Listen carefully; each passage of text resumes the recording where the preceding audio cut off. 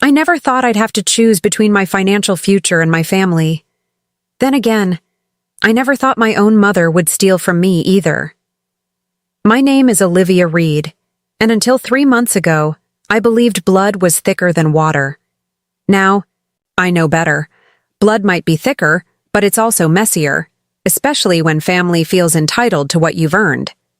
Before we jump back in, tell us where you're tuning in from, and if this story touches you, make sure you're subscribed because tomorrow, I've saved something extra special for you. This is the story of how I discovered my mother had been secretly using my credit card to fund my younger sister's shopping, addiction, and how the aftermath changed everything I thought I knew about family, loyalty, and self-respect. It started on an ordinary Wednesday morning in September. I was running late for work, gulping down coffee while scrolling through my phone. That's when the notification appeared, a purchase confirmation from Luxe Boutique for $789.99. I frowned, trying to remember when I'd gone shopping there. I hadn't. Opening my banking app, my stomach dropped as if I'd stepped off a cliff. There wasn't just one charge I didn't recognize. There were dozens. A $430 dinner at Costello's, a high-end Italian restaurant downtown. A $1,250 shopping spree at Meridian Mall. A $350 spa treatment at Serenity Day Spa. Over $3,000 in charges I hadn't made, stretching back 2 weeks. My hands trembled as I checked my wallet. My platinum credit card, the one with the highest limit, the one I'd worked so hard to qualify for, was missing. In its place was a sinking feeling of dread and betrayal. I called in sick to work, something I never do. As finance director for a nonprofit organization, I prided myself on reliability. But this couldn't wait. I drove home, my knuckles white against the steering wheel, rehearsing confrontations in my head. By the time I pulled into our shared driveway, I was no longer confused. I was furious. Our family home, a modest 2-story in the suburbs of Portland, had been my refuge after a messy breakup last year. What was supposed to be a temporary 3-month stay while I regrouped had stretched into almost a year. I'd told myself I was helping Mom with bills after Dad passed away. But the truth was, I'd grown comfortable. Too comfortable, apparently. The smell of pancakes and coffee hit me as I walked through the front door. I followed it to the kitchen, where I found my mother and my 22-year-old sister, Vanessa, laughing over breakfast. The tableau of domestic bliss might have been heartwarming if not for the shopping bags scattered across the floor. Bags from the very stores that had mysteriously appeared on my credit card statement. "Liv, what are you doing home?" Mom asked, her smile faltering slightly when she saw my expression. At 54, Diana Reed still turned heads, maintaining the beauty queen looks that had won her titles in her youth. Today, however, her perfectly applied makeup couldn't hide the flash of guilt in her eyes. Vanessa, by contrast, showed no such awareness. My younger sister sat at the kitchen island, scrolling through her phone while sipping from a mug that read, "But first, shopping." She wore a designer blouse I'd never seen before, the price tag of which probably equaled my daily salary. I placed my phone on the counter, the banking app still open. "Would either of you like to explain this?" I kept my voice level, professional, the same tone I used when discovering accounting discrepancies at work. Vanessa barely glanced up. "Explain what?" Mom approached, peering at the screen. "Oh, Olivia, don't be dramatic. I was going to tell you." "Tell me what?" I crossed my arms. "That you took my credit card without asking? That you spent over $3,000 of my money?" Vanessa finally looked up, rolling her eyes. "It's not like you ever use your credit. You're always saving. For that boring condo downtown." The dismissive way she said boring condo made my blood boil. That condo represented freedom, independence, my future. I'd been saving for a down payment for 3 years, working overtime, foregoing vacations, while Vanessa had flitted between college majors, never holding a job for more than 2 months. "That's not the point," I said through gritted teeth. "You stole from me." Mom winced at the word stole. Borrowed, Olivia. We borrowed your card for a few things Vanessa needed. You know how hard it's been since your father passed. Some of us don't have the luxury of high-paying jobs. The guilt trip was familiar, but this time it ignited something new in me. Don't you dare, I said, my voice dangerously quiet. Don't you dare use Dad to justify theft. Mom's face hardened. We're family, Olivia. Family helps each other. This isn't help, I countered. Help is something freely given, not taken. Vanessa stood up, flipping her caramel-highlighted hair over her shoulder. God, when did you become such a miser? You make plenty of money. It's not like you're spending it on anything important. I stared at her, really seeing her for the first time in years. My little sister, the baby of the family, always coddled, always excused. The realization was like a slap. She genuinely believed she was entitled to my money. Both of them did. My condo fund is important to me, I said quietly. But that's not even the issue. The issue is respect. You didn't ask, you took. And now you're acting like I'm the unreasonable one for being upset. Mom sighed dramatically, as if I were a child having a tantrum. Olivia, please. We'll pay you back eventually. Vanessa has that internship interview next week and she needed to look presentable. You know first impressions matter in the fashion industry. I looked at the shopping bags again. Designer labels, luxury brands. She needed $150 worth of new clothes for an interview? Vanessa smirked. Quality costs money, Liv. Not all of us want to shop at discount stores our whole lives. The dig hurt more than I cared to admit. I'd grown up wearing hand-me-downs while Vanessa always got new clothes. Even now, I was careful with money, buying classic pieces that lasted rather than chasing trends. Not because I had to anymore, but because frugality was ingrained in me. Apparently, so was being taken advantage of. I opened my banking app again, navigating to the card management section. With a few taps, I canceled my credit card, watching as the screen confirmed the action with a cheery, "Your card has been successfully canceled." Message. Neither of them noticed what I'd done. They were too busy justifying themselves. Think of it as your contribution to family expenses, Mom was saying. You've been living here rent-free after all. That was the final straw. Rent-free? I've paid for groceries, utilities, and home repairs for the past 10 months. I gave you $2,000 when the furnace broke in January. I've been covering Dad's life insurance premiums that you couldn't afford. I bought Vanessa's laptop for school. Mom at least had the grace to look uncomfortable. Vanessa just shrugged. So you've helped us before. What's different now? The difference, I said, picking up my phone, is that I chose to help before. This time, you chose to take, and there will be consequences. Consequences? Vanessa laughed. What are you going to do, ground me? I smiled thinly. No, I've canceled my credit card, the one you took, the one you were probably planning to use, for more shopping this weekend. The transformation was immediate. Vanessa's smug expression melted into shock, then outrage. You what? Mom stepped forward. Olivia, that's completely unnecessary.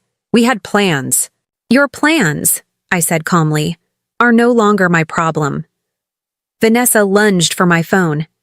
Call them back. Call the bank right now and reactivate it. I stepped away from her, tucking my phone into my pocket. No. You selfish bitch. Vanessa's voice rose to a shriek. I needed that card for Saturday. I'm meeting Jenna and Madison at the mall. Then use your own money, I suggested. Oh, wait, you don't have any, because you quit your last job after 2 weeks because you didn't like the uniform. Mom intervened, her voice soothing but with an edge of panic. Olivia, please be reasonable. Vanessa has been under so much stress with her internship applications. She deserves a little treat now and then. A little treat, I repeated incredulously. $3,000 isn't a little treat, Mom. It's theft. It's fraud. Don't be so dramatic, Mom scoffed. It's not like we're strangers, we're family. Preparing and narrating this story took us a lot of time, so if you are enjoying it, subscribe to our channel. It means a lot to us. Now back to the story. Family doesn't steal from family, I countered. Mom's expression hardened. No, family supports each other. Something you seem to have forgotten.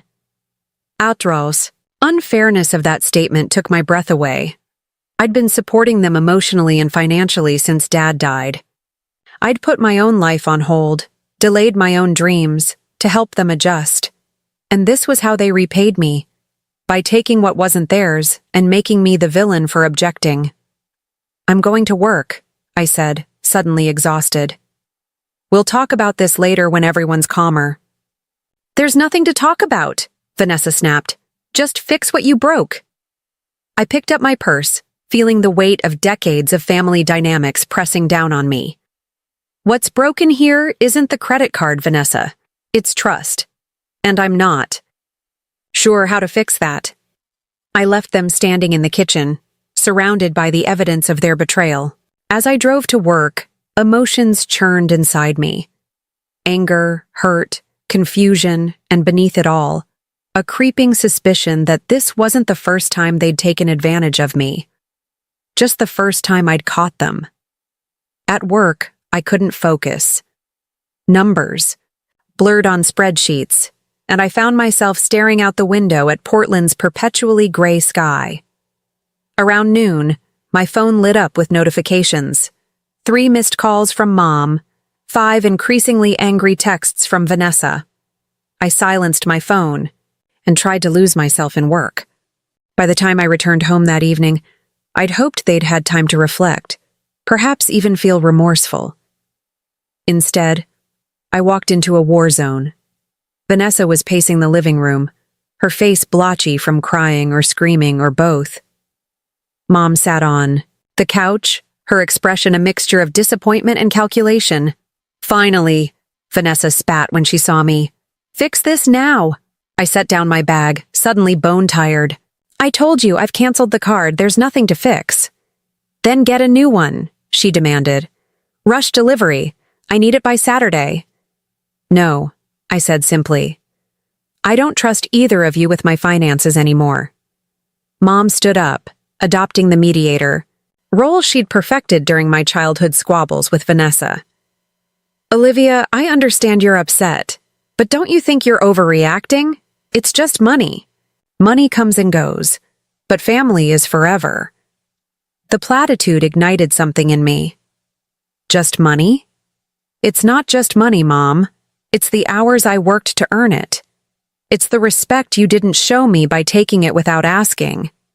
It's the fact that neither of you seems to understand why this is wrong. Of course we understand, Mom placated, and we're sorry if you feel hurt. If I feel hurt? I interrupted. Not sorry we took your card without permission, not sorry we spent thousands of your dollars, but sorry if you feel hurt? Vanessa threw up her hands. Oh my God, get over yourself. It's not like you're destitute. You make more than both of us combined. That doesn't make my money community property, I argued. My salary isn't a family resource to be tapped whenever you want something you can't afford. Why not? Vanessa challenged. When I graduate and start making real money, I'd share with you. I laughed, a short, bitter sound. Vanessa, you've changed majors 3 times in 4 years. You've quit every job you've ever had. Forgive me if I don't bank on your future generosity. She recoiled as if I'd slapped her. You think you're so much better than me just because you have some boring accounting job and save all your money, like some old maid. Finance director, I corrected automatically. And I save because I have goals, independence, security, a future that doesn't depend on someone else's handouts. Mom stepped between us, ever the peacemaker when Vanessa was about to lose an argument. Girls, please, we're getting nowhere like this. Olivia, what would make this right for you? Should we set up a payment plan? I considered her offer. It was more than I'd expected, but something about it felt hollow. Too little, too late. I want my $3,000 back, I said finally. And I want an actual apology, not, sorry you feel hurt, but, sorry we betrayed your trust. Mom nodded, relief washing over her face. Of course. We're sorry, truly. And we'll pay you back, every penny? Vanessa remained silent, arms crossed, face mutinous. And I want my own space, I continued. I'm going to start looking for an apartment this weekend.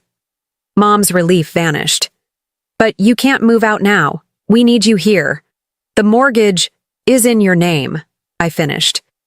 And you received a significant life insurance payout when Dad died.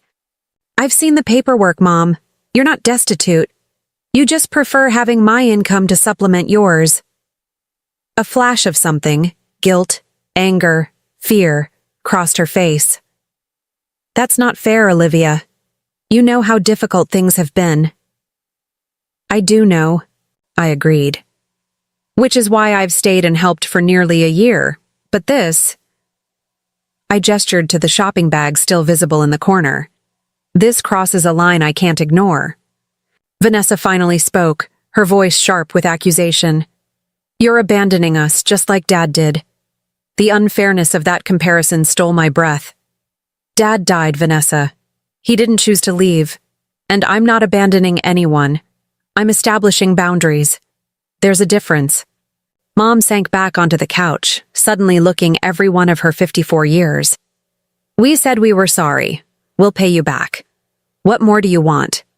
What did I want? Respect? Recognition of my autonomy? Acknowledgement that what they'd done was genuinely wrong, not just inconvenient because they got caught. But I wasn't sure they were capable of giving me any of that.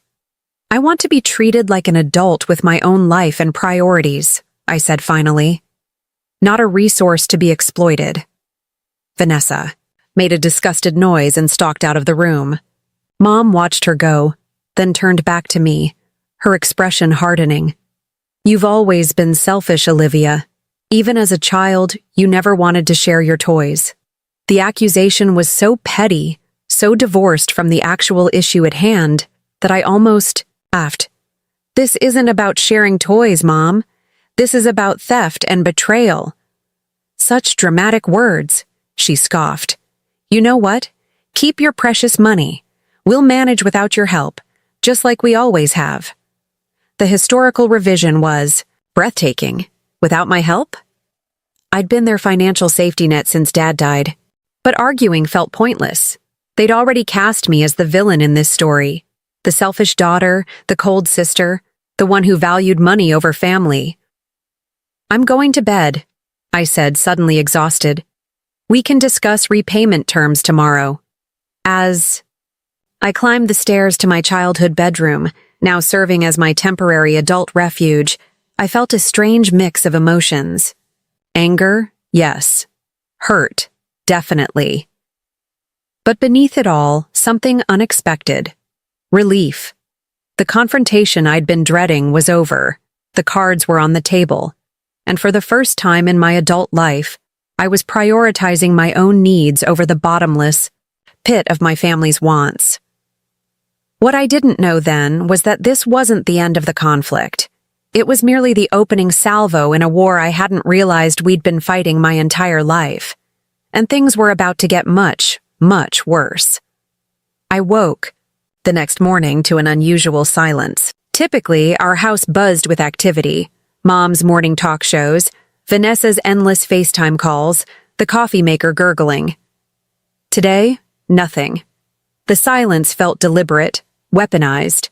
I recognized the tactic from childhood, the cold shoulder, designed to make me cave, to make me the one to apologize even when I'd been wronged. Not this time. I dressed for work, opting for my most professional outfit, a charcoal pencil skirt and burgundy blouse that always made me feel competent and in control. I needed that armor today. Downstairs, the kitchen was empty, but for a note on the counter, my mother's elegant script instantly recognizable.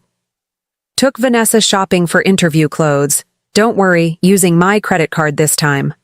Mom. The passive-aggressive jab was so predictable I almost smiled. I poured myself coffee from the pot they'd left behind. At least they hadn't been petty enough to empty it, and checked my bank account on my phone. No new unauthorized charges, thankfully. But the damage already done still made my stomach clench. $278.42. That amount represented 2 months of condo savings, gone. The thought of my hard-earned money funding Vanessa's frivolous spending made me queasy. I took a screenshot of the transactions, printed them from the wireless printer in the home office, and left them on the kitchen table with my own note. Full repayment plan expected by end of week. Olivia. At work, I buried myself in quarterly financial projections. Numbers were comforting, predictable. Unlike family, around noon my phone buzzed with a text from Vanessa. "VIX for ruining my weekend plans. Madison and Jenna already booked the hotel spa PKGs, and now I can't go. Hope or happy." I didn't respond. 20 minutes later, another text arrived. Mom says, "We can work out a payment plan, but it's going to take months to pay back that much. Unless you want to count all the times I've covered for you with Mom when you were late in high school, or when I let you borrow my prom dress for that work thing last year. Those should count for something, right?" The audacity was breathtaking. I'd borrowed her prom dress, which I'd paid for in the first place, for a charity gala after my original. Outfit had been ruined in a coffee spill, and she was trying to equate that with stealing thousands of dollars. I typed a response, deleted it, typed again. Finally, I settled on, "This isn't about borrowing clothes, Vanessa. It's about taking my credit card without permission and spending over $3,000. That's theft, legally speaking." Her reply was immediate.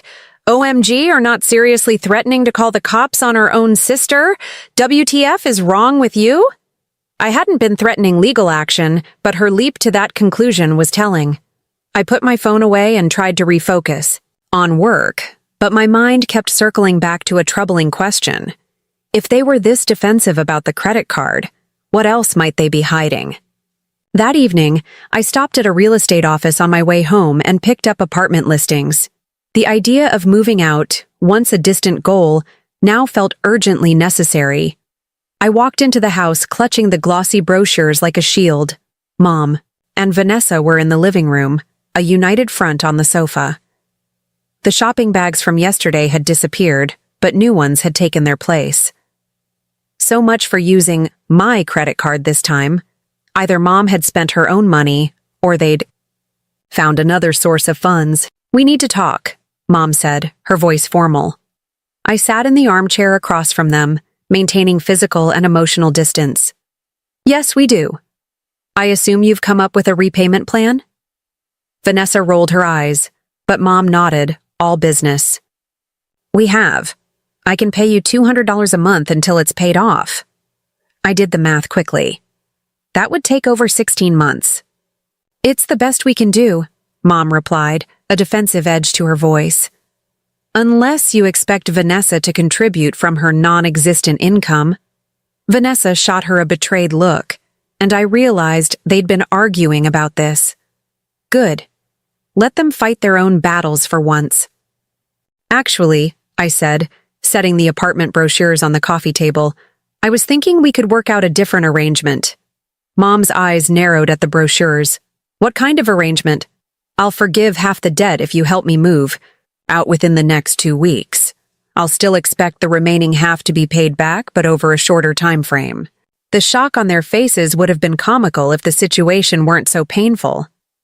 They truly hadn't expected me to leave, despite my statement yesterday.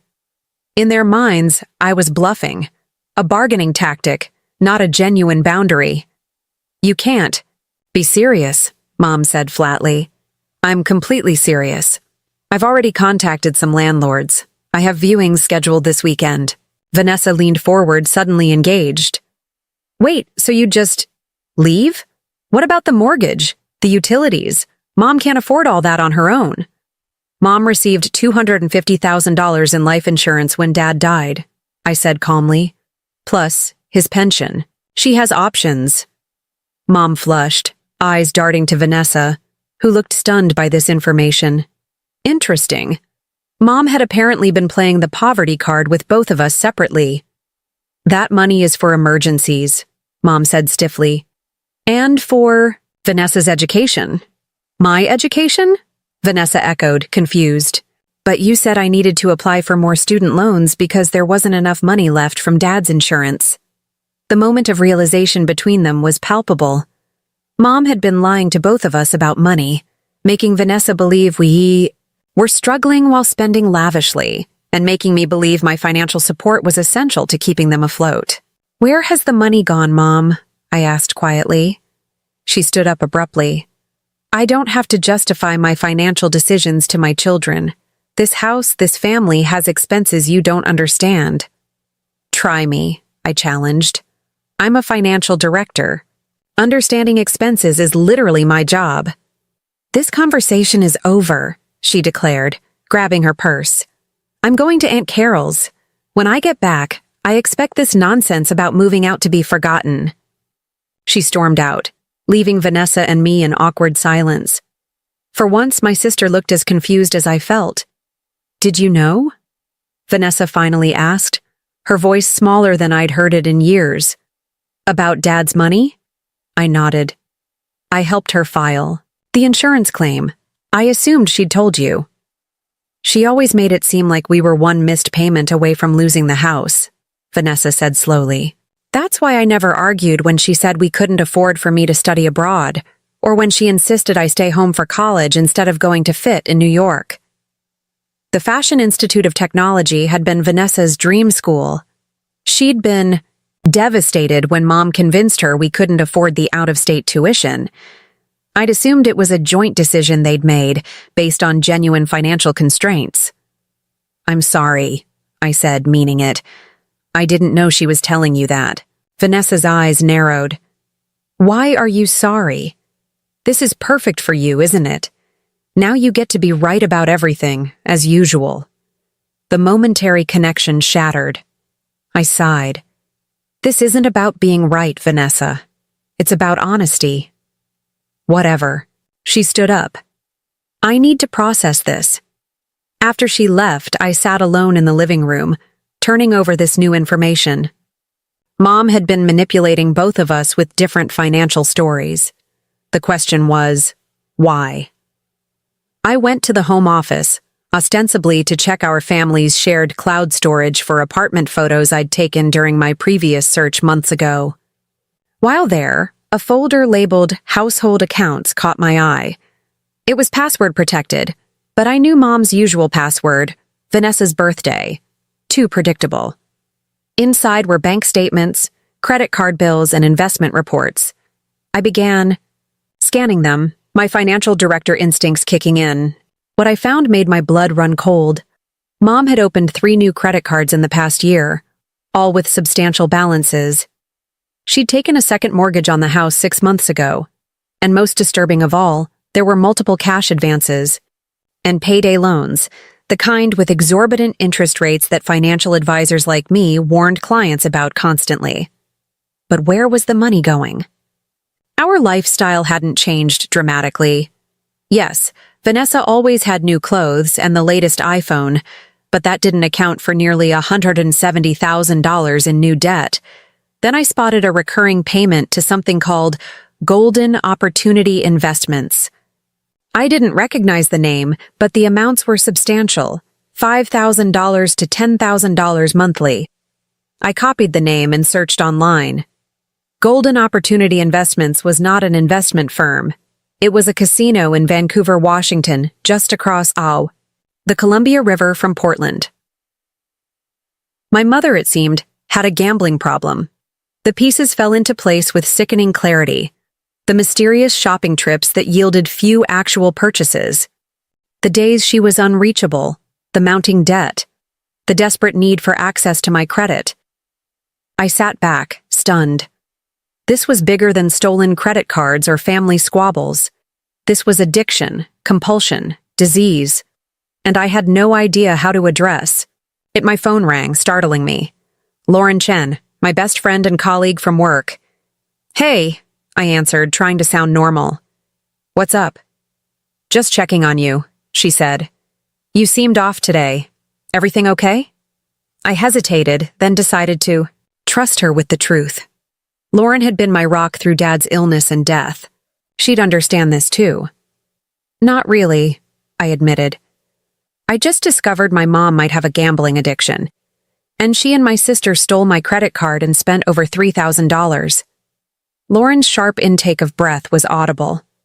Oh my God, Liv, that's a lot. Do you need a place to stay? My spare room is yours, no questions asked. Her immediate offer of sanctuary made my eyes sting with tears I hadn't allowed myself to shed. I might take you up on that. I'm looking at apartments, but in the meantime, pack a bag, she said firmly. Come over tonight. We'll drink wine and figure this out. After we hung up, I sat with the decision. Staying felt impossible now, with what I knew, but leaving felt like abandonment, especially given Mom's apparent addiction. Vanessa, for all her faults, was also a victim here. I was deliberating when I heard the front door open. Mom was back sooner than expected. I quickly closed the financial documents and cleared the browser history, but not before I'd emailed myself. Screenshots of the most concerning statements. I met her in the hallway and the look on her face stopped me cold. She wasn't just angry, she was furious in a way I'd rarely seen. Did you cancel my credit cards too? She demanded, voice shaking. What? No, of course not. Then explain why my Visa was just declined at the gas station, she shouted. And my MasterCard too.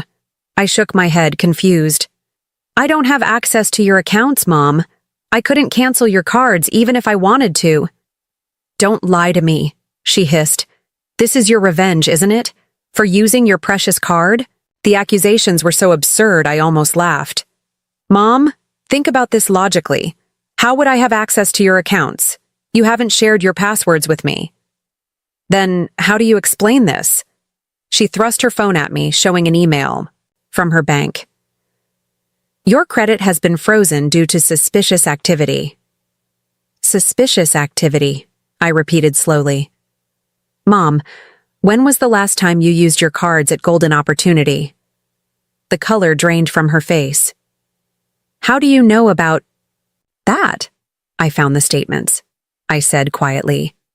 I know about the gambling, the second mortgage, all of it. She staggered back as if I'd struck her, grabbing the wall for support. For a moment, I thought she might deny it, but instead, her face crumpled. You don't understand, she whispered. After your father died, I was so lost. The casino was the only place I felt anything. The excitement, the possibility.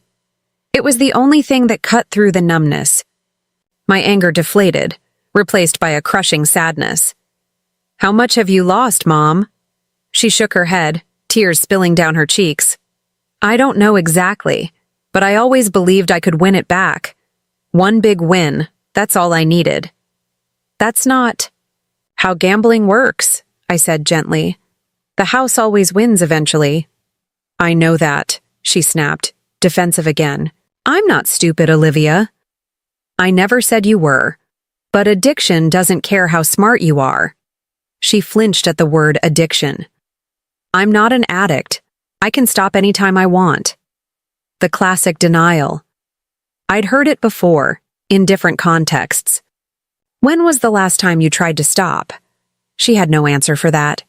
The bank froze your cards because they detected a pattern consistent with fraud or addiction, I explained. It's an automatic protection measure. So fix it, she demanded. Call them, tell them it's a mistake. I shook my head. I can't do that, Mom. And even if I could, I wouldn't. You need help, not more credit. I should have known you'd be sanctimonious. About this, she said bitterly. Always so perfect, so responsible. You think you're better than us, don't you? The attack hurt, but I recognized it for what it was.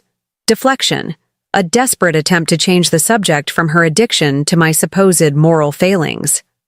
This isn't about me being better or worse, I said firmly. It's about you having a serious problem that's affecting all of us. One that explains why you felt entitled to take my credit card. Why you've been lying to Vanessa about our finances. Why you've been acting so erratically. Stop psychoanalyzing me, she shouted. I am still your mother. Yes, you are, I agreed, quietly. Which is why I'm not going to pretend this isn't happening. I love you too much for that. She stood there, trembling with emotion. Anger, fear, shame, all battling for dominance. Finally, she sank onto the hallway bench, suddenly looking old and defeated. What am I supposed to do now? She whispered. I sat beside her, keeping a small distance between us. First, we need to understand the full extent of the financial damage. Then we need to get you professional help for the gambling. There are programs, therapists who specialize in this. We can't afford that, she said automatically. Actually, many programs are covered by insurance or offer sliding scale fees, I countered. And the alternative, continuing as you have been, will cost far more in the long run. She didn't respond, staring blankly at the floor. Mom, I said gently, this isn't just about money. It's about honesty, about health, about rebuilding trust in this family. She looked up then, eyes red-rimmed but clearer than before. Vanessa can't know. It would destroy her image of me. I think that ship has already sailed, I said truthfully. After the credit card incident, and now this. We can't keep protecting her from reality. She deserves to know why our family finances are in chaos. She'll never forgive me, Mom whispered. She might surprise you, I offered, though without much conviction. Vanessa had never been good at handling difficult truths. We sat in silence. For a long moment, the weight of decades of family dynamics and new revelations heavy between us. Finally, Mom spoke again, her voice small but resolute. I'll look into programs, but I need time to tell Vanessa myself. I nodded. It was a start. I think that's fair. But Mom, I'm still moving out. I need to establish my own boundaries, especially now. She flinched but didn't argue. Progress of sorts. Where will you go? She asked. Lauren offered her spare room temporarily. I'll stay there while I apartment hunt. Mom nodded slowly. I always liked Lauren. She's a good friend to you. The simple acknowledgement, so normal amid the chaos, almost broke me. This was my mother, flawed, struggling, but still capable of small kindnesses. Still the woman who had nursed me through chickenpox and celebrated my college graduation. Not just an antagonist in my personal drama. I'll help you figure this out, I promised. But I can't do it while living here. I need some distance to think clearly. When will you go? She asked, resignation in her voice. Tonight, I decided. I'll pack a bag with essentials and come back for the rest later. She didn't try to stop me as I went upstairs to pack. I texted Lauren that I was coming, grabbed my work clothes for the next day, my laptop, and toiletries. As I was zipping my overnight bag, Vanessa appeared in my doorway. Where are you going? She demanded, eyeing the bag suspiciously. Lauren's, for a few days. I need some space to figure things out. Her expression darkened. You're running away because of a stupid credit card. Seriously, Olivia, you need to get over yourself. I sighed, too emotionally drained for another confrontation. It's not just about the credit card, Vanessa. There's more going on that you don't understand. Then explain it to me, she challenged. I shook my head. It's not my place. Mom will talk to you when she's ready. Her eyes narrowed. More secrets? This family is so dysfunctional. On that, at least, we could agree. Yeah, it is. That's why I need some distance. Something in my tone must have registered, because her defensive posture softened slightly. Is it bad? Whatever Mom needs to tell me? I met her gaze directly. It's not great, but it explains a lot. She chewed her lip, a childhood habit that emerged when she was genuinely worried. Will you still help, even if you're not living here? The question surprised me. Despite everything, Despite her entitlement and barbs, she still wanted my help, still needed her big sister. "I'll help," I promised. "But on my terms this time, not as someone you can take advantage of." She nodded slowly, accepting the boundary in a way I hadn't expected.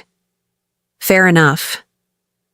As I carried my bag downstairs, I felt lighter somehow. Not because all was resolved, far from it.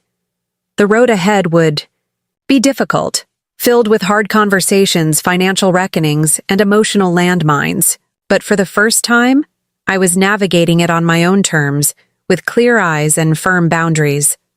Mom was in the kitchen when I came down, mechanically washing dishes that didn't need washing, a displacement activity, something to keep her hands busy while her mind processed the seismic shifts of the day. "I'll call you tomorrow," I told her. "We can start making a plan then." She nodded without turning. "Olivia," she said, just as I reached the door, "I am sorry about the credit card, about everything."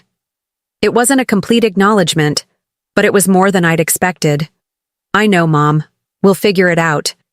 As I drove to Lauren's apartment through the rain-slicked streets of Portland, I felt like I was leaving behind not just a physical space, but a version of myself.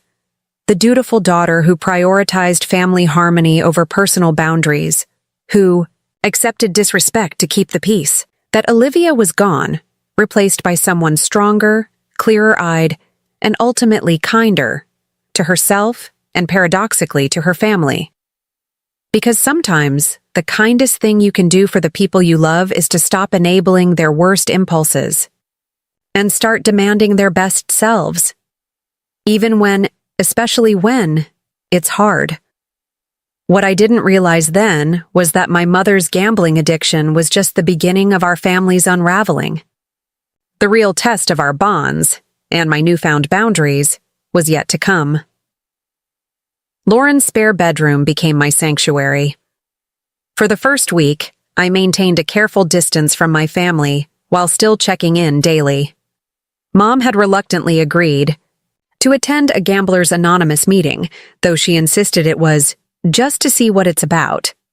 Vanessa oscillated between angry texts accusing me of abandonment and vulnerable late-night calls where she admitted she felt lost in the middle of Mom's chaos. I focused on work, apartment hunting, and rebuilding my savings. The bank had opened a fraud investigation into the credit card charges, but warned the process could take weeks since it involved family members with authorized access to our home, where the card had been stored. I didn't have high hopes for restitution, but filing the claim felt like an important step in establishing boundaries. Then came the Tuesday that changed everything. I was in a budget meeting when my phone vibrated continuously with incoming texts. I ignored it until the meeting ended, then checked to find 11 messages from Vanessa, each more frantic than the last.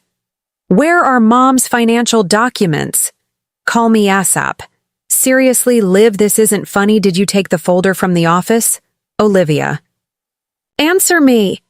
"She's freaking out saying you stole everything. Somebody came to the house." Men in suits, looking for Mom.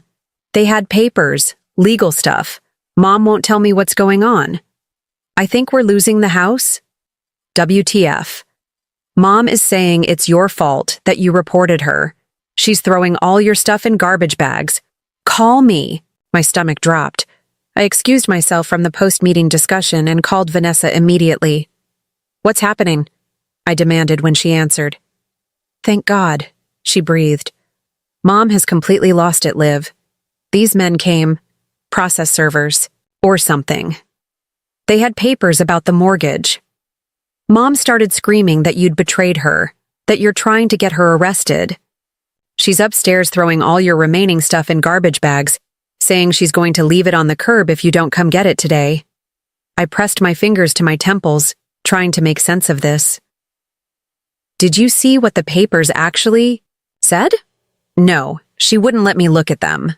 But Liv, I think it's serious. They mentioned foreclosure. Foreclosure. The second mortgage." "Of course. I'll be there in 20 minutes, I said, already gathering my things." Try to keep her from destroying my stuff, but don't get in the middle if she's really out of control. Hurry, Vanessa pleaded. I sent a quick email to my boss explaining a family emergency, then drove to my childhood home with my heart hammering against my ribs. The driveway was empty when I arrived. Mom's car was gone. At least that simplified things. Temporarily.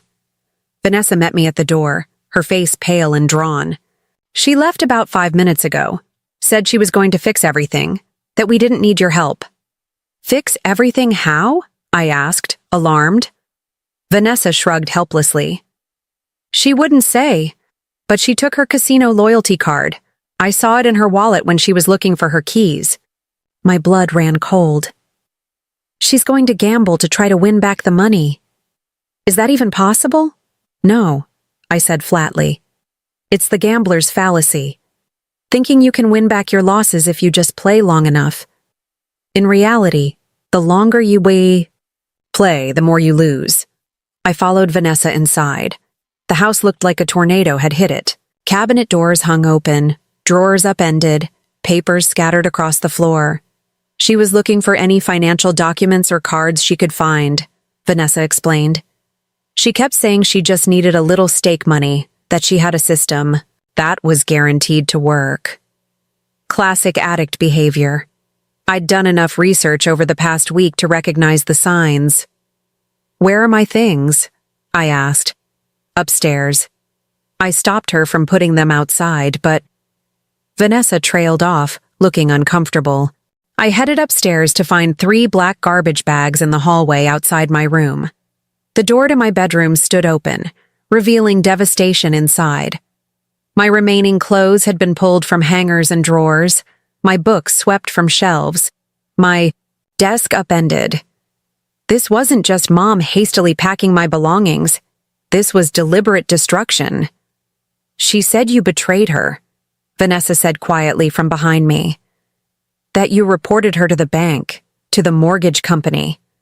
I turned to face my sister. I didn't report her to anyone except the credit card company, and that was for the charges you both made, not for her gambling. The mortgage company must have taken action on their own when payments were missed. Vanessa nodded slowly. That makes more sense, but she's convinced you're out to get her. I surveyed the wreckage of my personal space, anger and sadness warring within me. Look around, Vanessa. Who's out to get whom? She had no answer for that. I began sorting through the chaos, separating what was salvageable from what was damaged beyond repair. Several of my framed photographs had been smashed, including my college graduation portrait with Dad. That hurt more than I wanted to admit. As I worked, I filled Vanessa in on what I'd learned about Mom's gambling, the second mortgage, the mounting debts. She listened in stunned silence. Why didn't she tell me? She finally asked. Shame, probably, I said. And maybe she was trying to protect you in her own way. By lying to me? By making me think we were broke when she was blowing money. At casinos? How was that protection? I couldn't argue with her logic. I don't think she was thinking clearly. Addiction changes your priorities, your perception of reality. Vanessa sat heavily on my stripped bed. So what happens now? With the house, I mean? Best case? Mom works with the bank on a repayment plan, maybe restructures the debt. Worst case? Foreclosure. And we'd have to move. It wasn't a question. Yes. She looked around the room that had been mine since childhood, her expression unreadable. I always thought we'd sell this place eventually, after I graduated, got a job, but not like this. I know. Despite everything, my heart ached for her. Vanessa had never known any home but this one. For all her entitlement and materialism, she was still my little sister, facing the collapse of her world. I was about to say something comforting when my phone rang. Unknown number. Hello? Is this Olivia Reed? A man's voice, professional, unfamiliar. Yes, speaking. Ms. Reed, this is Officer Daniels with Portland Police Department. I'm calling because we have a Diana Reed in custody. She listed you as her emergency contact. The floor seemed to drop from beneath me. In custody? What happened? She was detained at Golden Opportunity Casino for disorderly conduct after being asked to leave the premises. She'd been previously banned for aggressive behavior toward staff. When officers arrived, she became combative. Mom. Arrested. The final piece of our family's implosion. Is she hurt? I asked automatically. No injuries, but she appears to be in significant emotional distress. We're holding her until she sobers up, but she'll need someone to pick her up and sign for her personal effects. Sobers up. So she'd been drinking too. Perfect. When can I get her? I asked, resigned. Processing takes a few hours. I'd suggest coming down around 7 p.m. After getting the precinct details, I hung up and looked at Vanessa's expectant face. Mom's been arrested, I said flatly. Disorderly conduct at the casino. I need to pick her up tonight. Vanessa pressed her hands to her mouth, eyes wide with shock. Arrested? Like, jail arrested? Yes, Vanessa, that kind of arrested. I couldn't. Keep the edge from my voice. This can't be happening, she whispered. Mom doesn't get arrested. She's... Mom! The childlike confusion in her voice reminded me that for all her 22 years, Vanessa had been sheltered from life's harsher realities. Mom had always smoothed her path, indulged her whims, protected her from consequences.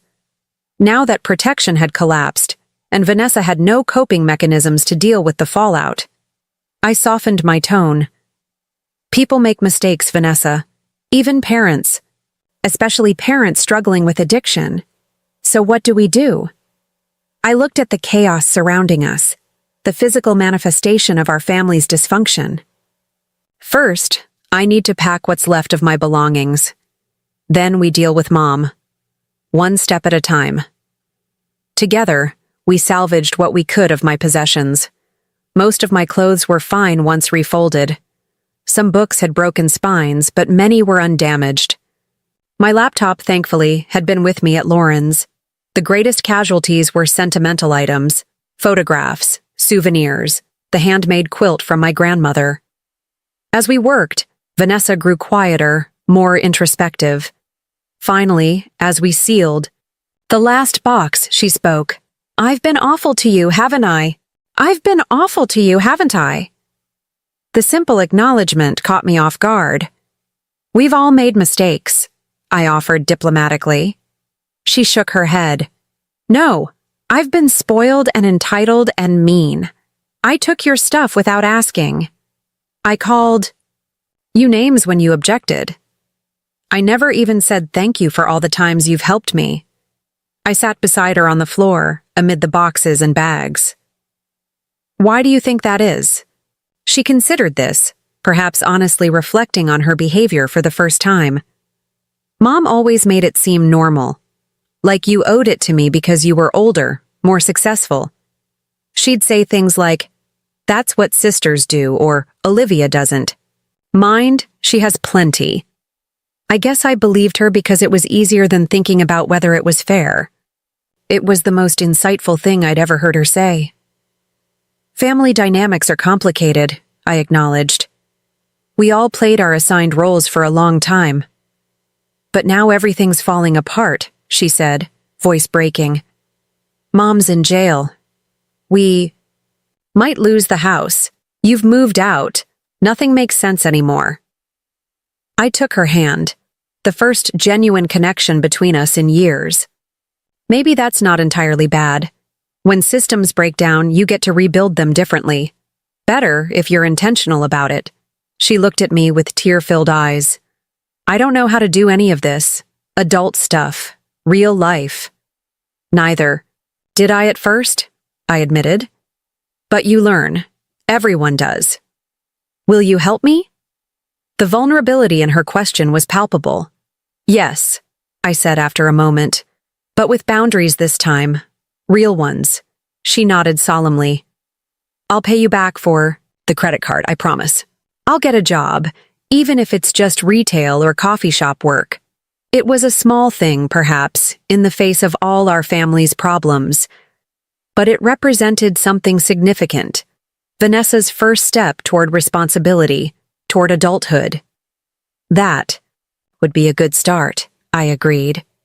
We finished loading my salvaged belongings into my car in silence, each lost in our own thoughts. The sun was setting by the time we finished, casting long shadows across the front yard. I should get going, I said, checking my watch. I need to drop these things at Lauren's before heading to the police station. Vanessa hesitated at the foot of the driveway. Should I come with you to get Mom? I considered this. On one hand, seeing Mom at her lowest point might be traumatic for Vanessa. On the other, sheltering her from reality was how we'd ended up in this mess. It's your choice, I said finally. But it won't be pretty.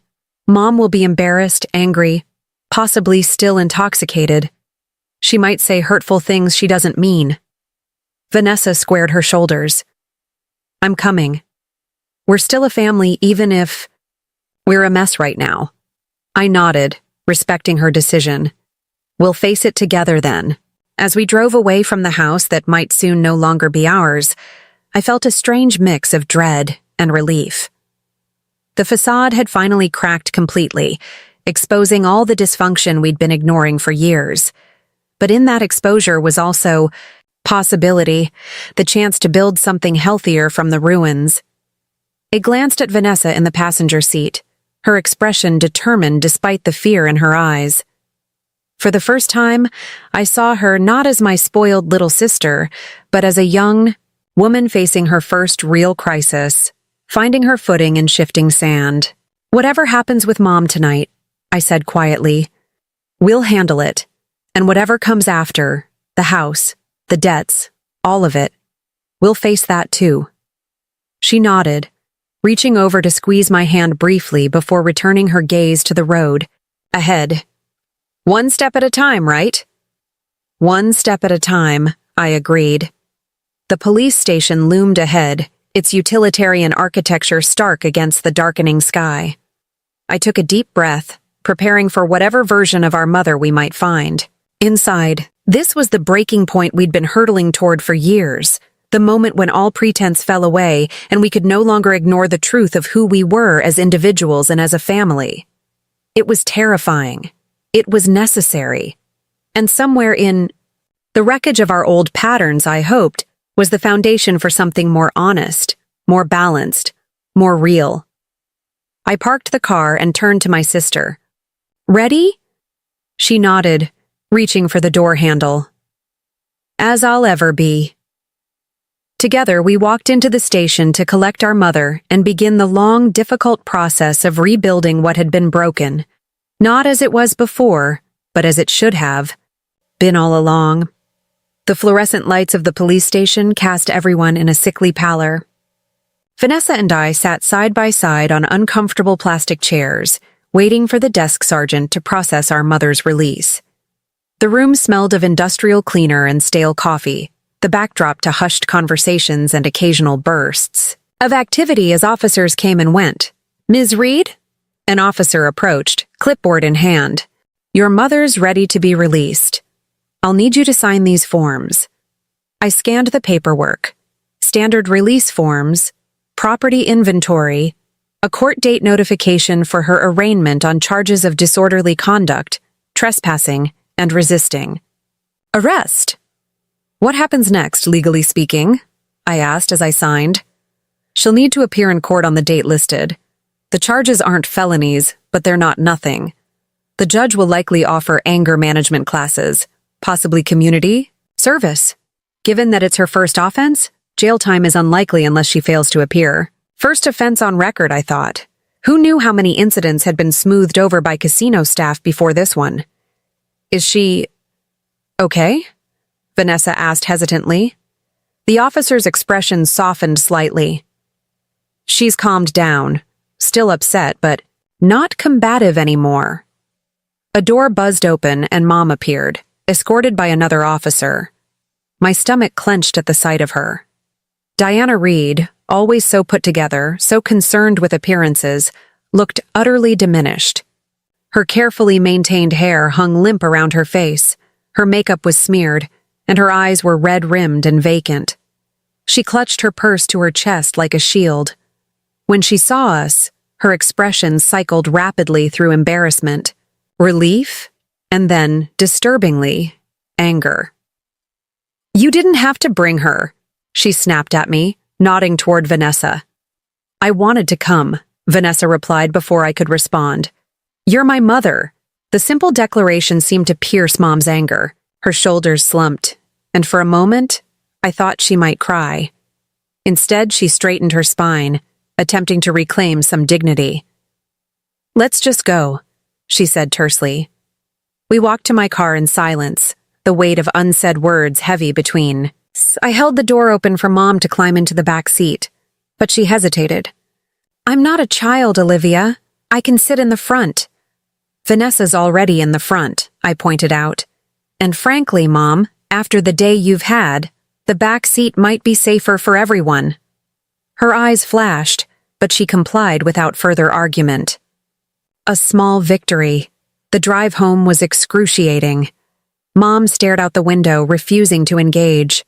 Vanessa kept shooting worried glances between us, clearly uncertain how to navigate this new family dynamic. I focused on the road, my mind racing with calculations, contingency plans, next steps. When we pulled into the driveway, Mom broke her silence. "I suppose you're both very proud of yourselves, seeing me humiliated like that." "That's not fair," Vanessa protested. "We're trying to help you." Mom laughed, a harsh sound devoid of humor. "Help me? By having me arrested? By turning my own daughter against me?" "No one had you arrested, Mom," I said firmly as I parked. "You did that all on your own when you went back to a casino you were banned from and caused a scene. I was trying to fix our financial problems. Problems you made worse by canceling my access to your credit, by reporting the card stolen." "Stop." My voice was quiet but resolute. "We're not doing this now. We're all exhausted. We need food, showers, and sleep. Tomorrow, when everyone's calmer, we'll talk about next steps." "Next steps," she repeated mockingly. "Always so organized, Olivia. Always so in control." I ignored the jab. "Do you need help getting inside?" "I'm not drunk, if that's what you're asking." "That's not what I'm asking. I'm asking if you need help." She looked away. "I'm fine."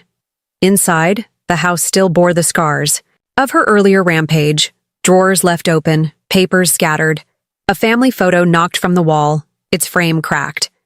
Vanessa quietly began tidying while Mom headed straight for the stairs. "I'm going to bed," she announced. "Don't bother me until morning." After she disappeared upstairs, Vanessa turned to me, eyes wide. "What do we do now?" "Now? We eat something, then get some sleep. Tomorrow's going to be challenging." She nodded, heading to the kitchen. I followed, watching as she mechanically assembled sandwiches from the sparse contents of the refrigerator. "You should stay here tonight," she said, not looking up from her. "Boida. Your old room is a mess, but you could take mine. I'll sleep on the couch." The offer touched me. "Thanks, but I need to get back to Lauren's. I have work tomorrow morning and all my stuff is there." "Right." She looked disappointed. "Will you come back tomorrow after work?" "I will," I promised. "We need to talk to Mom about a plan forward." "A plan for what exactly? The foreclosure? Her gambling? The arrest?" "All of it," I admitted, "but one thing at a time. First, we need to understand exactly what we're dealing with financially." We ate in companionable silence, both lost in our own thoughts. When I left an hour later, I was surprised by the fierceness of Vanessa's hug goodbye. Perhaps crisis was forging a new connection between us, something stronger than our old patterns of resentment and competition. Back at Lauren's apartment, I found her waiting up despite the late hour. "How bad?" she asked simply. "Bad," I confirmed, collapsing onto her couch. "Mom got arrested at the casino. The house is facing foreclosure, and somehow I've become the family crisis manager.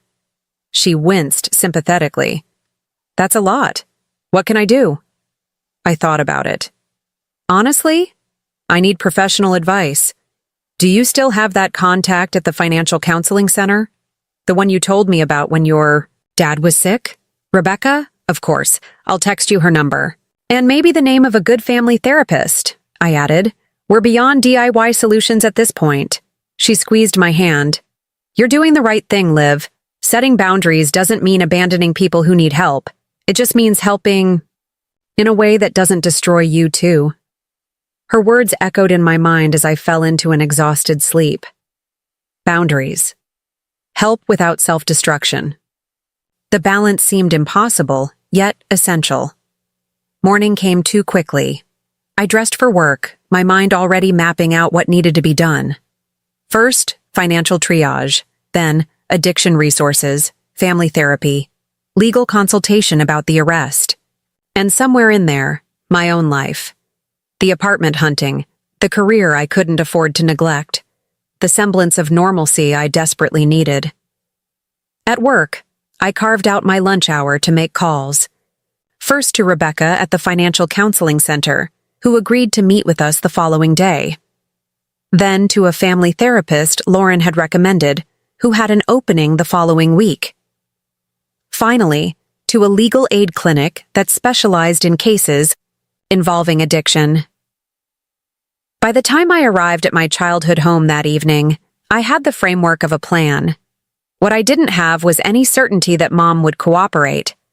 I found her in the kitchen, looking marginally better than the previous night. She'd showered, dressed in clean clothes, applied minimal makeup. She was making tea, a ritual that had always calmed her. Vanessa sat at the table, watchful, as if afraid Mom might shatter if she moved too suddenly. Olivia. Mom acknowledged me without turning. Tea? Please. I set my purse on the counter and retrieved the folder of resources I'd prepared. We need to talk. So talk. Her tone was neutral, which was better than hostile. I sat at the table, spreading out the papers. I've made some calls. We have an appointment tomorrow with a financial counselor who specializes in debt management and foreclosure prevention. She's willing to work with us on a sliding scale. Mom's hand trembled slightly as she set a mug of tea in front of me. I don't need charity. It's not charity, it's practical assistance, I countered. Her job is to help people navigate financial crises, which is exactly what we're in. Because you reported me to the bank, she muttered. No, because you took out a second mortgage to fund a gambling addiction, then missed payments, I corrected firmly.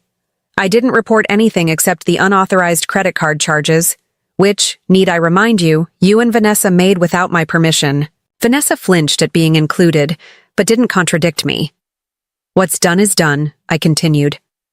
Now we need to focus on solutions.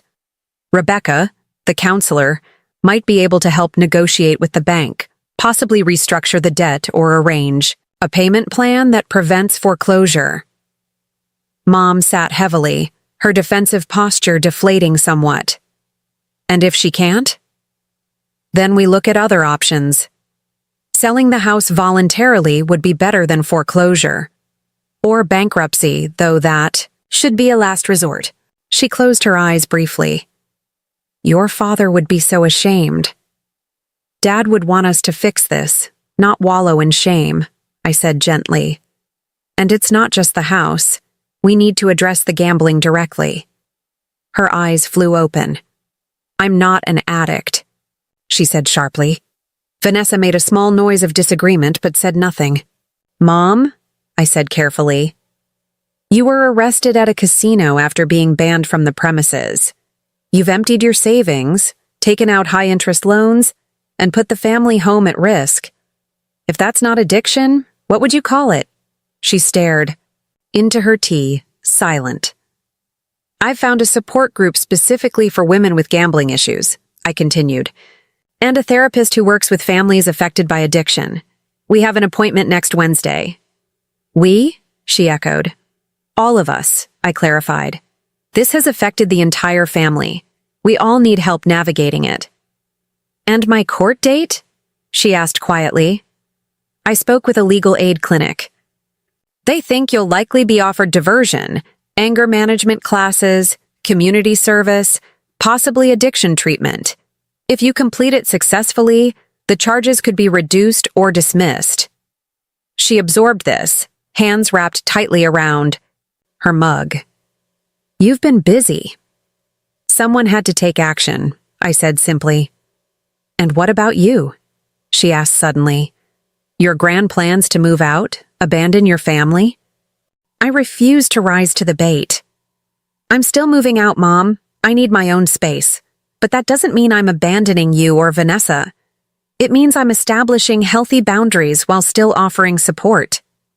Boundaries, she repeated, as if testing an unfamiliar word. That's therapist talk. It's reality talk, I countered. I can help without enabling. I can care without sacrificing my own well-being. That's what boundaries are. Vanessa, who had been silent throughout our exchange, finally spoke. I think Olivia's right, Mom. We need help, professional help, and she's trying to provide it without getting sucked under with us. Mom looked surprised at Vanessa's support of my position. Perhaps she'd expected her youngest, her ally, to take her side unconditionally. Fine, she said finally. I'll go to your appointments. I'll talk to your counselors, but I'm doing it for Vanessa, not for you. It was petty, designed to hurt, but I let it roll off me. Your reasons don't matter to me as long as you participate honestly. And the credit card charges? She asked. Your precious money? That's between me and Vanessa now, I said firmly. She's agreed to pay me back over time once she finds a job. Mom looked at Vanessa, betrayal written across her face. You're getting a job? Since when? Since yesterday, Vanessa replied with unexpected steadiness. I applied at 3 places today. The coffee shop near campus seemed interested. But your studies will benefit from some structure and responsibility, Vanessa finished. I can handle 15 hours a week, Mom. Most of my friends have been working through college all along. The shift in Vanessa was remarkable.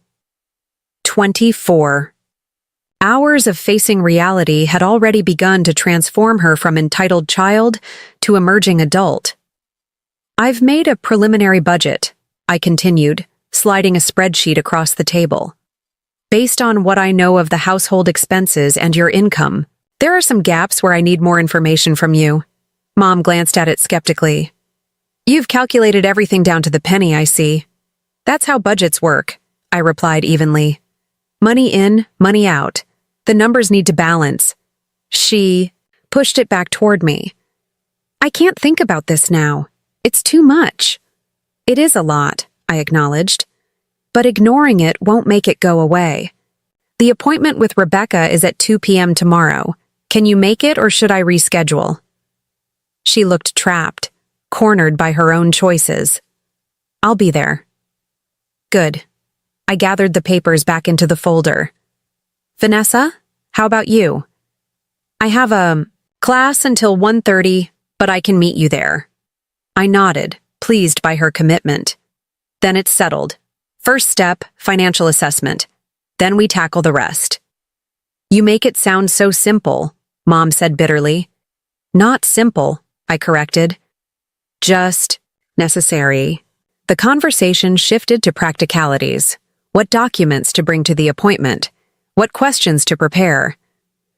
Mom participated minimally, but she didn't actively obstruct. Progress, however small. As I was preparing to leave, Vanessa walked me to the door. Thank you, she said quietly, for not giving up on us. You're my family, I replied simply. I'm not giving up. I'm just changing how I help. I get it now, she said, surprising me. Why you needed to move out, why you canceled the card. It wasn't about punishing us. It was about stopping the damage. Nodded, touched by her insight. Exactly. Sometimes the kindest thing you can do is refuse to participate in someone's self-destruction. She hugged me tightly. I'm going to do better, Liv. I promise. I know you will, I said, and meant it. Driving back to Lauren's, I felt a curious mixture of exhaustion and hope. The road ahead would be difficult. Mom's recovery, if she truly committed to it, would be a long process with likely setbacks. The financial mess would take months, possibly years to fully resolve. And our family dynamics had decades of dysfunction to unlearn. But for the first time since discovering the unauthorized charges on my credit card, the seemingly small betrayal that had exposed so much more, I felt like we had a chance. Not to return to what was before, which I now recognized had never been healthy, but to build something new. Something based on honesty, responsibility, and yes, boundaries. I thought of Dad, of how he'd always taught me that character was revealed, not in easy times, but in challenges. He'd faced his own struggles, a battle with alcohol in his younger years that he'd overcome before Vanessa was born. He'd understood addiction, understood recovery. Perhaps that was why he'd been so adamant about teaching me financial responsibility, about the importance of standing on my own feet. One step at a time, I murmured to myself as I navigated the familiar streets toward Lauren's apartment. Dad's favorite saying when faced with an overwhelming task. My phone pinged with a text from an unknown number. I checked it at a stoplight. This is Rebecca from Financial Counseling. Looking forward to meeting tomorrow. Please bring mortgage statements, credit reports, loan documents if available. Forwarded it to Mom and Vanessa, adding, We're going to get through this, together but differently. Vanessa responded immediately with a simple, Mom didn't reply, but I hadn't expected her to. Not yet. Recovery, financial, emotional, familial, would come in its own time, at its own pace. My job wasn't to force it, but to create the conditions where it was possible. As I pulled into Lauren's driveway, my phone rang. It was the leasing agent, for an apartment I'd viewed the previous weekend. Ms. Reed? Good news. Your application has been approved. The unit is yours if you still want it. We can sign papers tomorrow afternoon. I closed my eyes briefly, a wave of emotion washing over me. My own place, my own space, a physical manifestation of the boundaries I was finally establishing. Yes, I said firmly. I still want it. What time tomorrow? After arranging to meet at 5 p.m. after the financial counseling appointment, I sat in my car for a long moment, letting the significance of the day's events settle around me. Taking control didn't mean controlling others, I realized. It meant taking responsibility for my own choices, my own boundaries, my own life, while still extending compassion to those I loved. It meant being strong enough to help without being weakened by enabling. It meant recognizing that sometimes love looks like saying no. Tomorrow would bring its own challenges. The financial assessment would likely reveal even more damage than we anticipated. Mom might resist the process, backslide into denial or blame. Vanessa's newfound maturity would be tested by the harsh realities ahead. But for tonight, in this moment, I allowed myself to feel a flicker of pride. Not because I had all the answers, I definitely didn't, but because I'd found the courage to ask the right questions. To face the truth, however painful.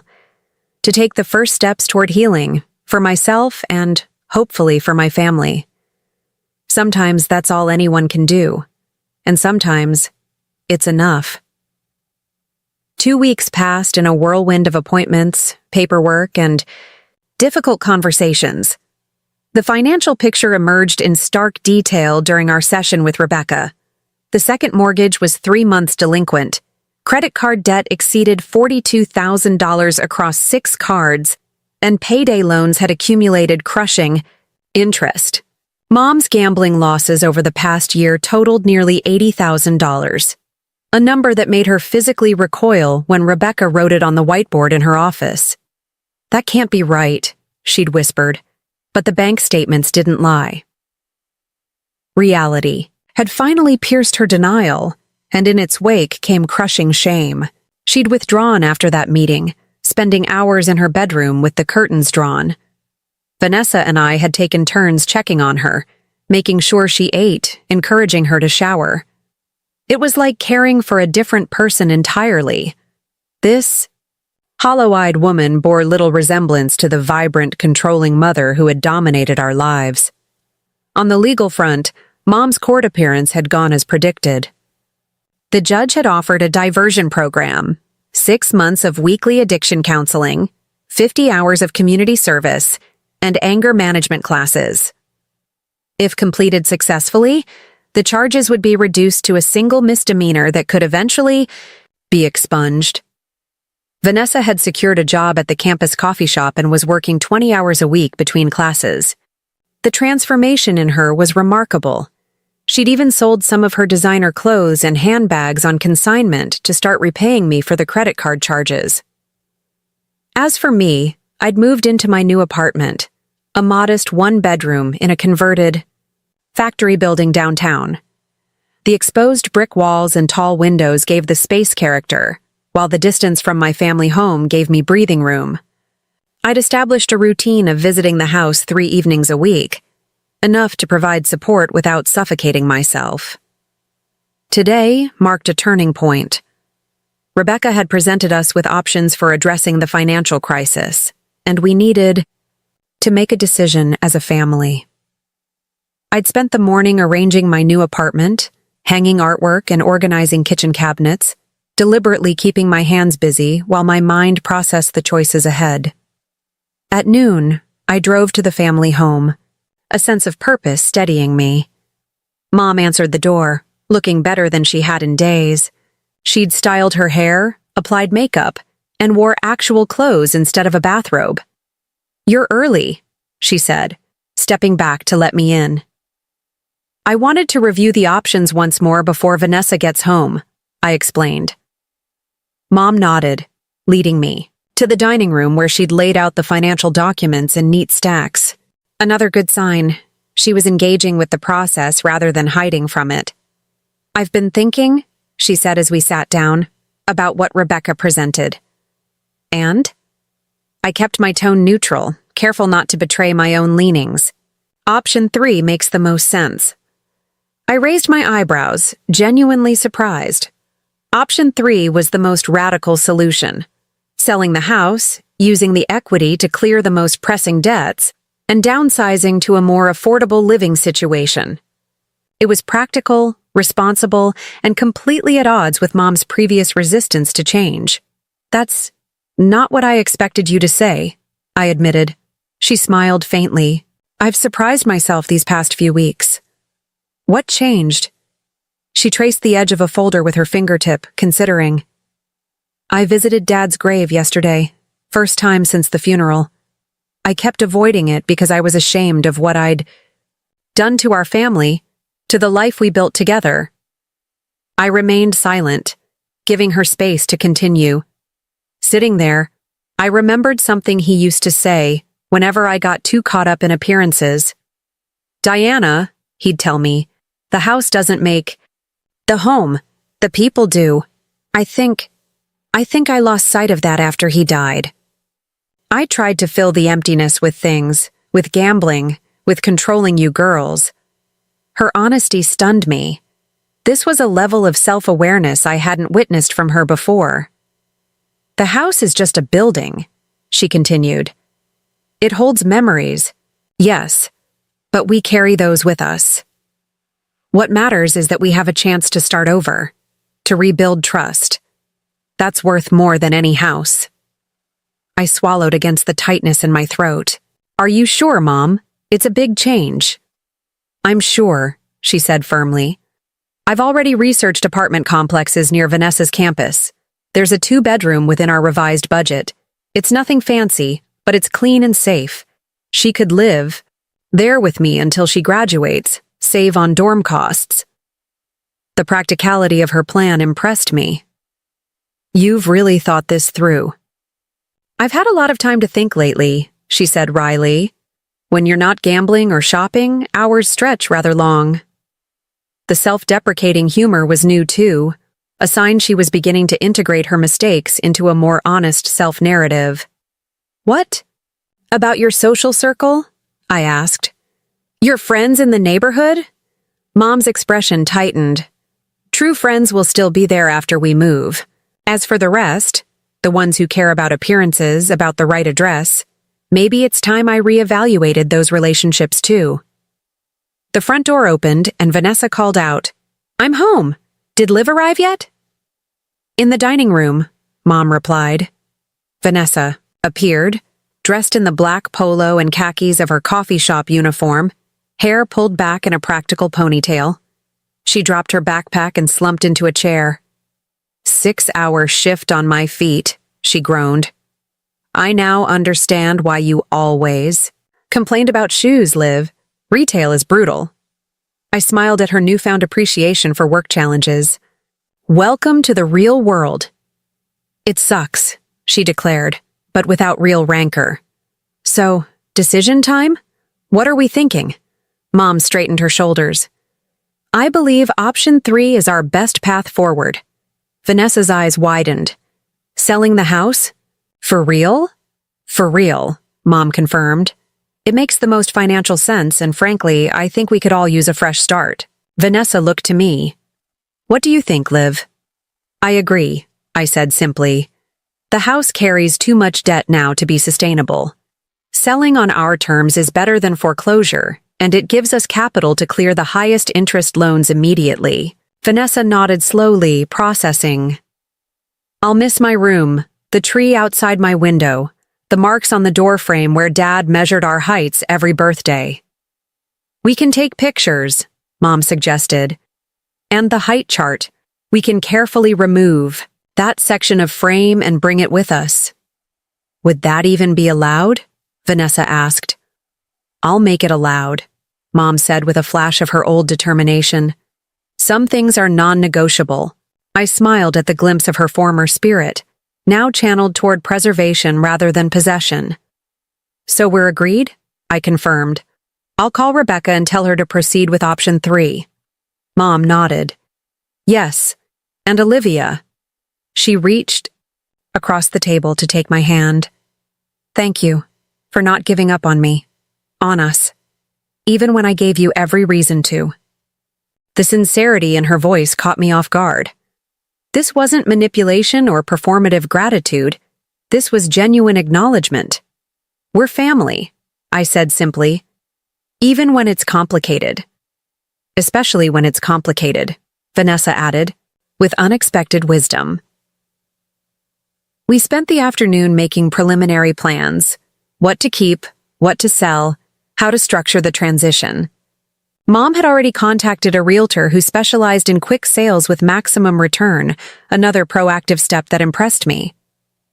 As the day wound down, Mom excused herself for her weekly therapy appointment, leaving Vanessa and me alone in the house. It's really happening, Vanessa said wonderingly, looking around the living room with its familiar furniture and family photos. We're leaving the only home I've ever known. Change is hard, I acknowledged, but sometimes necessary. She nodded, then fixed me with an unusually serious gaze. Can I ask you something? Something I've been wondering since this all started? Of course. When you found out about the credit card, when you canceled it and moved out, did you know it would lead to all of this? Did you see where it was going? I considered the question, carefully. No, I admitted. I didn't plan any of this. I just knew I needed to establish a boundary, to make it clear that what happened wasn't acceptable. The rest unfolded on its own. Like dominoes, she mused. One boundary led to exposing everything else. Systems of dysfunction tend to be interconnected, I agreed. Pull one thread and the whole tapestry can unravel. I was so angry at you, she confessed. I thought you were being selfish and cruel. But you were actually the only one being honest. I reached over to squeeze her hand. We were all doing the best we could with the tools we had, you and Mom included. The difference, Now is that we're getting better tools. She smiled at that. Like my new budgeting app? Who knew I'd ever track my spending? Exactly like that. As I drove back to my apartment that evening, I reflected on the unexpected direction our family crisis had taken. What had begun as a violation of financial boundaries, a stolen credit card, unauthorized charges, had evolved into a complete reorganization of our family system. The resolution wasn't what I'd imagined when I first discovered the theft. I hadn't set out to upend our lives, to push Mom into therapy, to guide Vanessa toward independence, to sell our family home. I'd simply drawn a line, stated clearly, this is not acceptable. That single act of self-respect had catalyzed change, far beyond its initial scope. It reminded me of something my father used to say about avalanches.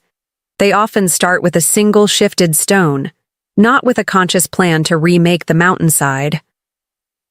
As I unlocked the door to my new apartment, I felt a sense of peace settle over me. The road ahead would still have challenges. Mom's recovery would include setbacks. Vanessa's growth would have growing pains. Our family's healing would not follow a straight line. But we had chosen a path forward based on truth rather than illusion. We had looked squarely at our situation and made decisions from clarity rather than fear or denial. That, I believed, was the true resolution. Not the specific financial plan, but the commitment to facing reality together. I kicked off my shoes and went to my window, looking out at the city lights coming on against the darkening sky. In the hi reflection of the glass, I could see my own face, tired but steady. I had discovered strengths I hadn't known I possessed, courage I hadn't had to test before. Sometimes betrayal becomes a doorway to transformation. Sometimes it takes a breaking to create space for something new to be built. And sometimes the most loving thing you can do for your family is to stand firm in your own truth, even when it hurts, even when it changes everything. The price of that truth had been high, but the alternative, continuing in comfortable dishonesty, would ultimately have cost us far more. 6 months later, I stood in the doorway of Mom and Vanessa's new apartment, a housewarming gift tucked under my arm. The scent of fresh paint lingered in the air, mingling with the aroma of something delicious cooking in the kitchen. Sunlight streamed through windows unobstructed by the giant oak that had shaded our old house, giving the space a brightness our family home had always lacked. "Don't just stand there," Vanessa called from the kitchen. "Come help me before I burn this paella."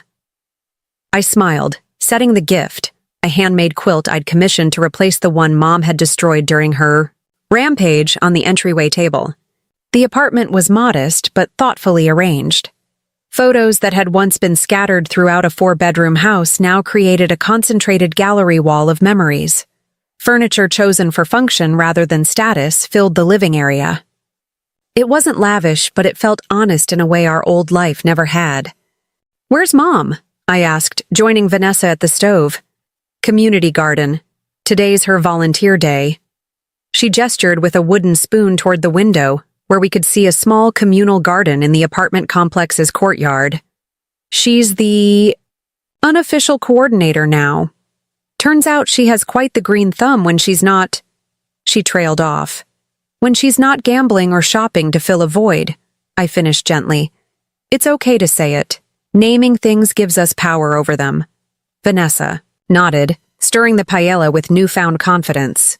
At 23, she'd matured more in 6 months than in the previous 5 years. The coffee shop job had evolved into a barista team lead position.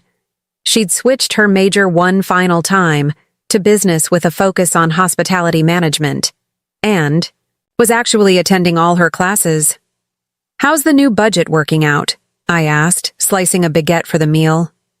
"Tight, but doable," she replied. My raise helped, and Mom's sticking to her spending limits. Her counselor suggested she delete all shopping apps from her phone and give me her credit card on high-risk days. High-risk days? Anniversary of Dad's death, holidays, days after Sao. Therapy when difficult emotions get stirred up. We've identified the patterns. The casual way she referenced these protocols, the clear communication, the preventative strategies, impressed me. They were learning a new language of recovery together. And you? How's the coding boot camp treating you? She asked.